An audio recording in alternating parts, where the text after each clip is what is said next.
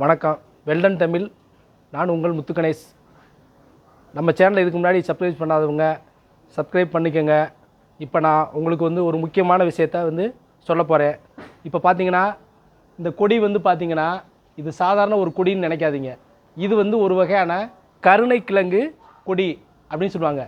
இந்த கொடி பார்த்தீங்கன்னா கிழங்கு கீழே அப்படியே வாங்க. இந்த கிழங்கு பார்த்தீங்கன்னா இந்த கொடியிலே இருக்கும், கீழே இருக்கும். வாங்க காட்டுறேன், வாங்க. இங்கே பாருங்கள், இங்கே பாருங்கள். பார்த்தீங்களா, கொடியிலே இருக்குது, கீழே இருக்குது. இது ஒரு அதிசய கிழங்கு ஆட்டமே. இது கொடியில் இந்த இது மட்டும்தான் இருக்கும். இது எங்கே ஒரு இடத்துல மட்டும்தான் கிடைக்கும். இன்னும் அதிகமாக காட்டுறேன், வாங்க வாங்க வாங்க. அப்படியே வாங்க, இப்படி வாங்க, இப்படி வாங்க, இப்படி வாங்க, வாங்க வாங்க. இங்கே பாருங்கள், இந்த கொடி ஃபுல்லாக பாருங்கள். இது இது கருணைக்கிழங்கு. இந்த கருணைக்கிழங்கு கீழே கிழங்கு பெருசாக இருக்கும்.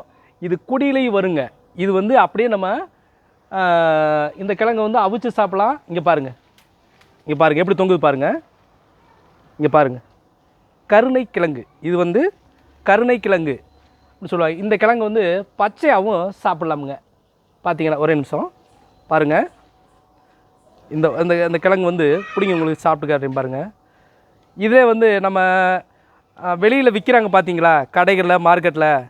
அந்த கிழங்கெல்லாம் பார்த்தீங்கன்னா அவிச்சு புளி ஊற்றி தான் சாப்பிட்ணுங்க. ஆனால் இது அப்படி கிடையாது. இது பச்சையாகவே சாப்பிட்லாம். நல்லா அந்தளவுக்கு ஒரு தன்மை இருக்குது. இது மூலத்துக்கு இந்த கிழங்கு ரொம்ப நல்லதுங்க.